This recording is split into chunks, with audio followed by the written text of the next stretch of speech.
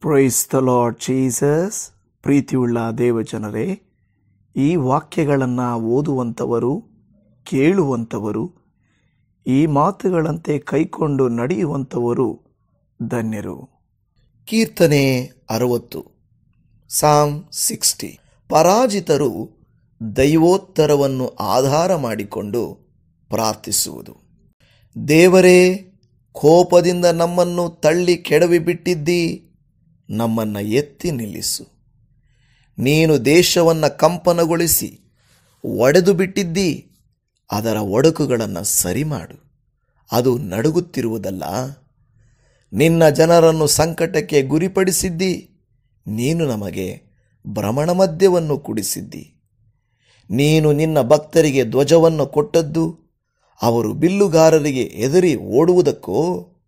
ನಿನ್ನ ಪ್ರಿಯರಾದ ನಮ್ಮ ಮೊರೆಯನ್ನು ಲಾಲಿಸಿ ರಕ್ಷಿಸು. ನಿನ್ನ ಭುಜಬಲದಿಂದ ನಮ್ಮನ್ನು ಜಯಗೊಳಿಸು. ದೇವರು ತನ್ನ ಪವಿತ್ರತ್ವವನ್ನು ಸಾಕ್ಷಿ ಮಾಡಿ ನುಡಿದಿದ್ದಾನೆ.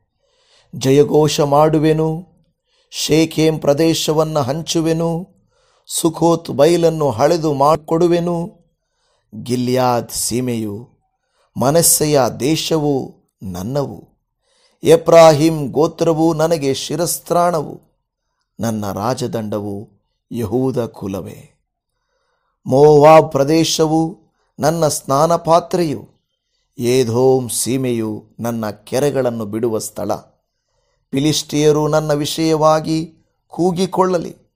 ಕೋಟೆ ಕೊತ್ತಲುಗಳುಳ್ಳ ನಗರಕ್ಕೆ ನನ್ನನ್ನು ಕರೆದುಕೊಂಡು ಹೋಗುವವರು ಯಾರು? ಏದೋಮ್ ಪ್ರಾಂತ್ಯದೊಳಗೆ ನನ್ನನ್ನು ಸೇರಿಸುವವರು ಯಾರು? ದೇವರೇ, ನೀನು ನಮ್ಮ ಸೈನ್ಯಗಳ ಸಂಗಡ ಬರಲಿಲ್ಲವಲ್ಲ. ದೇವರೇ, ನಮ್ಮನ್ನು ಕೈಬಿಟ್ಟಿಯಾ?